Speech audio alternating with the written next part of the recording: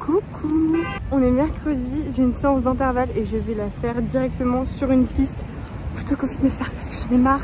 Et j'ai eu la résolution la semaine dernière de ne plus faire mes séances au fitness park quand c'est des intervalles courts. Donc on tient nos paroles.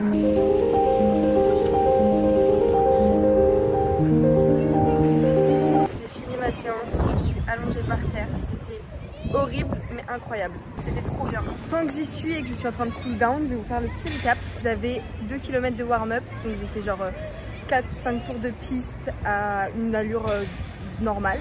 Et après j'ai fait 10 répétitions de 400 mètres, une allure de minimum 4,15. C'était trop bien, vraiment incroyable, c'était hyper challenging, c'était horrible dans le sens où c'était vraiment dur à tenir et tout.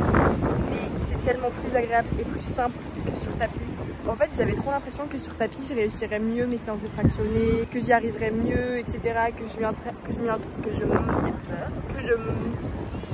je maintiendrais plus les allures sur tapis, mais en fait pas du tout. Sur tapis, je me rends compte que je suis trop nulle, j'arrivais pas à tenir les séances, genre les 400 mètres. À chaque fois, je faisais des petites pauses de temps en temps. Alors que là, j'ai fait aucune pause, genre les 400 mètres, je les ai tous tenus, j'ai pas fait une seule pause entre les 200 mètres aussi, parce que du coup, après les 400 mètres x 10, la plupart, j'ai tout défoncé, j'étais trop fière de moi, enfin, genre, je suis trop fière de moi. C'était vraiment horrible, mais incroyable. C'est fou parce que on se rend pas compte à quel point sortir de sa zone de confort comme ça, parce que franchement, faire une séance comme ça de fractionner sur le sol, le vrai sol, avec mes jambes et pas le tapis, c'était vraiment hors de ma zone de confort et au final c'est super bien passé et je pense que plus jamais j'ai envie de faire des séances genre, de fractionner hors que sur piste. Donc je suis trop contente, c'était trop bien, genre vraiment trop bien, je suis trop contente. Bonjour, il est 8h30, j'ai genre 4 heures de sommeil dans le fiac. Il y a 4 heures j'étais pas comme ça, j'étais dans cet état. Et là je dois aller courir avec le running club. Je vais vous parler pendant que je me prépare parce que j'ai plein de choses à vous dire.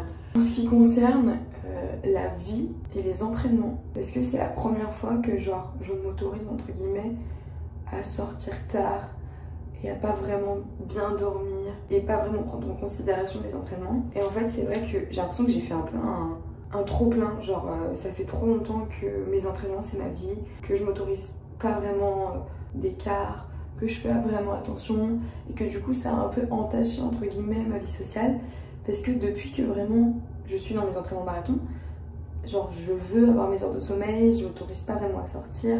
Or le fait de pas être sortie depuis le début de mon entraînement marathon, je fais hyper attention depuis longtemps, genre avant même mes entraînements marathon, je fais hyper attention à ne plus boire d'alcool.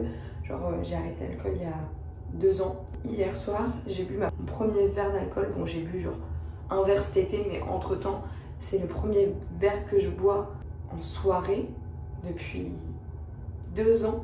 Ça m'a un peu défoncé l'intérieur, vous voyez ce que je veux dire, genre je me sens hyper patraque.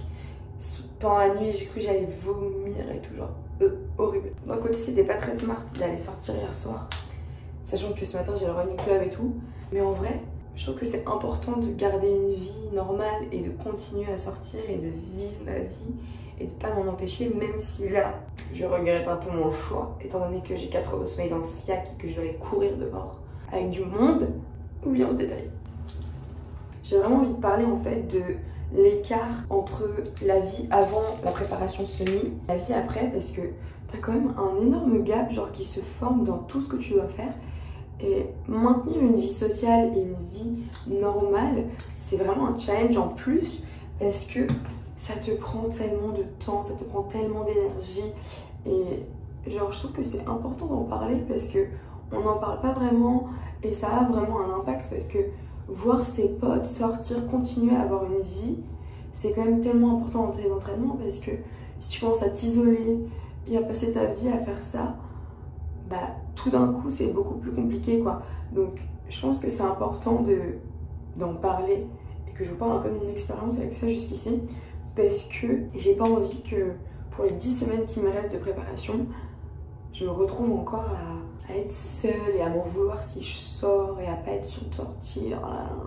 Même genre organiser ces semaines en fonction de sa charge d'entraînement, gérer la vie à côté des entraînements parce que enfin, genre c'est tellement fatigant que des fois t'arrives pas juste à tout gérer, genre c'est impossible. J'apprends à gérer justement tout en même temps Premièrement, en termes de solitude, je trouve que c'est extrêmement facile de se sentir seul dans ces périodes-là parce que les gens ne comprennent pas la charge d'entraînement que tu as. Et là, je parle même pas juste de marathon, mais même des fois de semi-marathon ou n'importe quel objectif que vous avez. Je trouve que c'est important, si on n'a pas de personnes dans notre entourage qui courent, de se trouver une communauté en ligne ou de se créer une communauté en réel, que ce soit avec un club de running qui est dans votre ville ou en ligne en suivant des gens qui courent, en vous mettant sur un groupe sur Insta de gens qui courent, enfin genre je sais pas, mais c'est hyper important de trouver une communauté avec laquelle partager ce que vous vivez parce que sinon c'est hyper simple de se retrouver tout seul. Je pense que moi, ce que j'essaie de faire le plus pour contrer ça, premièrement, il n'y a pas une fois dans la semaine où je vais pas courir avec quelqu'un. Au moins une fois, une séance, même si c'est 5 km, même si c'est juste on va ensemble quelque part. Je trouve que c'est trop important de partager ça avec quelqu'un.